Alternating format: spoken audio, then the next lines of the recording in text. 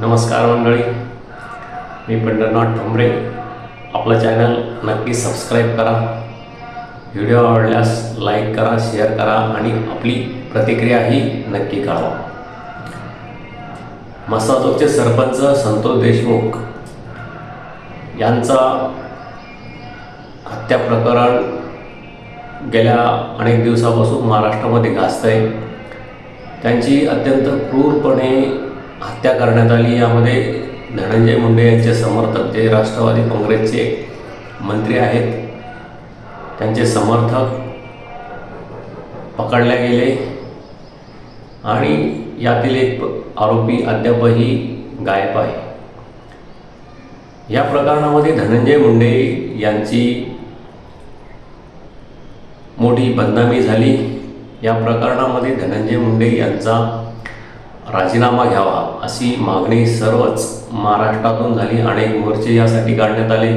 मात्र तरीही धनंजय मुंडे यांचा राजीनामा राष्ट्रवादी काँग्रेसचे अध्यक्ष अजित पवार आणि भाजपाचे मुख्यमंत्री देवेंद्र फडणवीस यांनी अद्यापही घेतलेला नाही. दुसरीकडे या प्रकरणाची सखोल चौकशी व्हावी यासाठी धनंजय मुंडे यांचा राजीनामा अपेक्षित आहे. तेव्हाच या प्रकरणाची सखोल चौकशी होईल. अन्यथा या सर्व आरोपींना चांगली ट्रीटमेंट मिळेल आणि या प्रकरणात काहीही होणार नाही, असा एक आरोप या भागातील आमदार संदीप क्षीरसागर यांनी केलेला आहे. त्यामुळे धनंजय मुंडे यांचा राजीनामा आवश्यक आहे असं त्यांचं मत आहे. नुकतंच शरदचंद्र पवार गटाच्या ज्या खासदार आहेत सुप्रिया सुळे यांनीही मसाजोग येथे जाऊन संतोष देशमुख यांच्या कुटुंबियाची भेट घेतली आणि या प्रकरणामध्ये आरोपींना शिक्षा व्हावी. या प्रकरणातील जो आरोपी आंधळे आहे तो अद्यापही गायब आहे, तो का पकडला जात नाही असा एक आरोप सरकारवर करत त्यांनी सरकार या आरोपींना पाठीशी घालतंय का असा एक संशयही त्यांनी व्यक्त केला. आणि या प्रकरणामध्ये आणि महाराष्ट्रात कोणतंही प्रकरण असो, मी आणि माझा फोन 24 तास लोकांसाठी सुरू आहे आणि लोकांनी माझ्या फोनवरती कॉल करून मला कधीही मदतीसाठी बोलावं असा एक आव्हान त्यांनी केलेलं आहे. त्यामुळे मसाजोगच्या प्रकरणात पुन्हा एकदा खासदार सुप्रिया सुळे यांची एंट्री झाल्याचे दिसतंय. कारण सुरेश धस यांनी धनंजय मुंडे यांची भेट घेतल्यानंतर त्यांच्याही कामावर, त्यांच्याही जे ते संतोष देशमुख यांच्या बाजूनं बोलत आहेत त्यांच्यावर एक संशय मराठा समाजातील काही कार्यकर्त्यांकडून व्यक्त केला गेला. त्यामुळे सुप्रिया सुळे यांनी मसाजोगला भेट देऊन धस या प्रकरणातून आऊट झाले आणि सुप्रिया इन झाल्या का अशी चर्चा सध्या सुरू आहे. सुप्रिया सुळे या प्रकरणामध्ये काय आपली भूमिका बजावतात, त्याप्रमाणे सामाजिक कार्यकर्त्या अंजली दमानिया यांनी या प्रकरणामध्ये धनंजय मुंडे यांच्या विरोधामध्ये अनेक आरोप देऊनही धनंजय मुंडे यांचा राजीनामा घेतलेला नाही.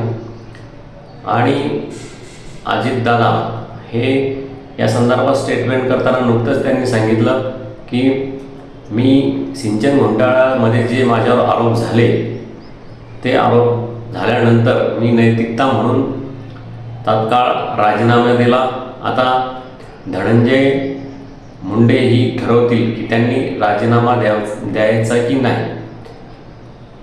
या संदर्भात अजितदादा यांनी जरी नैतिकता सांगून नैतिकता पाळली पाहिजे असं अप्रत्यक्ष धनंजय मुंडे यांना सांगितलं, मात्र धनंजय मुंडे यांच्यामध्ये ती नैतिकता आहे का असा एक सवाल गेल्या 2 महिन्यापासून उपस्थित होतोय.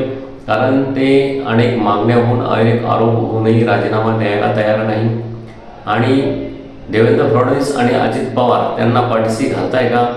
कारण अजित पवार यांनी जे स्टेटमेंट केलं की धनंजय मुंडे यांनी ठरवायचं की राजीनामा द्यायचा की नाही, त्यामुळे ते आपला जो लाडका पुढारी आहे त्याला सांभाळणे कुठेतरी पाठीशी घालताय का, की त्याच्यावर अनेक आरोप होऊनही त्याने ठरवायचं की तो राजीनामा देणार की नाही देणार.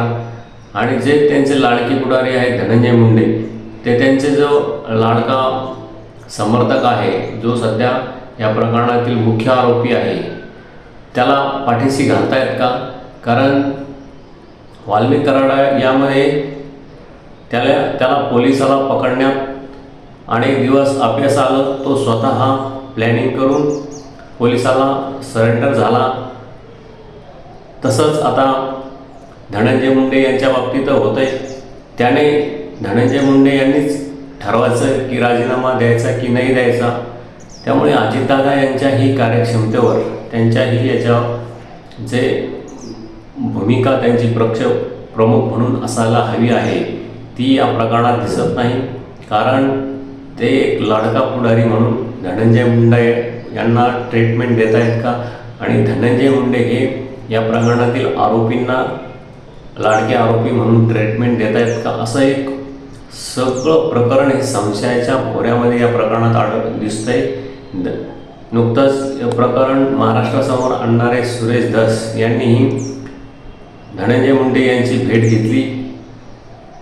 त्यामध्येही काही तास चर्चा झाल्याचं आणि हे प्रकरण सेटल करण्यासाठी सुरेश धस यांना गळ घातली का, असा एक आरोप महाराष्ट्रातून होतोय. मात्र सुरेश धस यांनी आपण या प्रकरणात कोणतीही हयगय करणार नसून आरोपींना आणि जे या प्रकरणात आरोपी आहेत, सहआरोपी आहेत, त्यांच्या संदर्भात आपण पुरावे देणार आहेत, असा एक खुलासा सुरेश धस यांनी केलेला आहे. हे सर्व प्रकरण गेल्या 2 महिन्यापासून गाजतंय. मात्र संतोष देशमुख यांना न्याय मिळत नाही. अंजली दामानिया यांनीही अनेक पुरावे धनंजय मुंडे यांच्या संदर्भात दिले. कृषी विभागात काही घोटाळे झाले आहेत, तेही पुरावे अजितदादा यांच्याकडे दिलेले आहे. अनेक पुरावे देऊनही धनंजय मुंडे ही राजीनामा द्यायला तयार नाही. त्यांच्यामध्ये नैतिकता उरली का, असा एक सवाल उपस्थित होतोय. आता या प्रकरणामध्ये खासदार सुप्रिया सुळे यांची एंट्री झालेली आहे. ते धनंजय मुंडे यांचा राजीनामा घेण्यास अजित पवार यांना भाग पाडतायत का, हे आपल्याला येत्या काही दिवसात दिसूनच येईल. या प्रकरणामध्ये भाजपही धनंजय मुंडे यांना पाठीशी घालतंय का?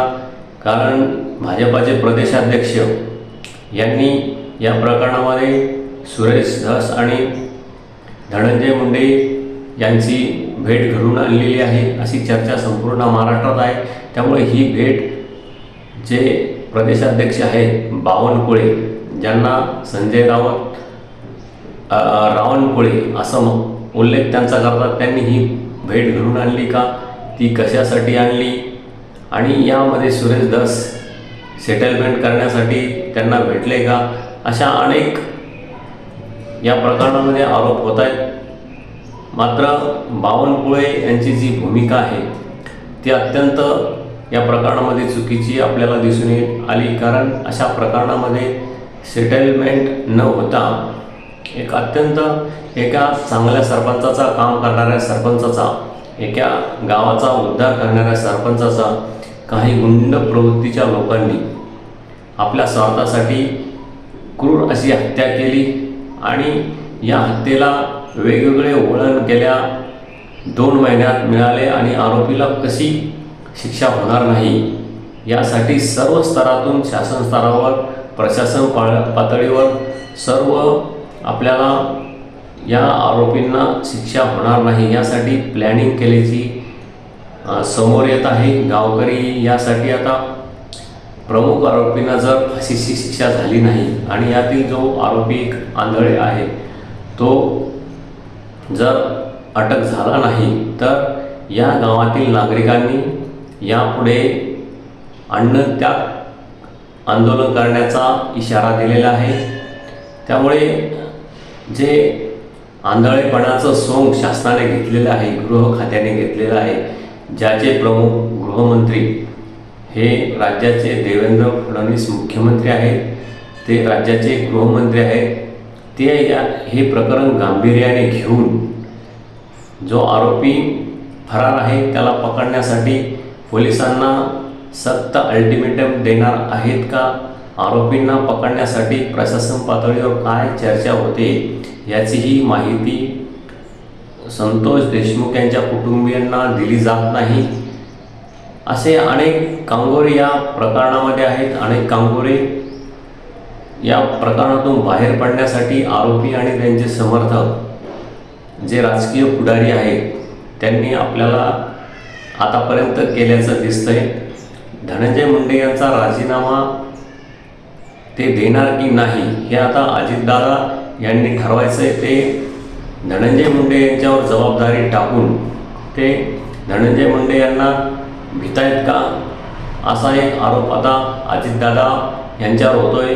ते त्यांचा लाडका पुढारी म्हणून त्यांना पोचतायत का, त्यांचे आरोप पाठीशी घालतायत का, असे अनेक प्रश्न या प्रकरणामध्ये आपल्याला दिसत आहेत। आता सुरेश धस यांचीही यामधील भूमिका या प्रकरणात काय असेल हे येणाऱ्या काळात आपण बघूच।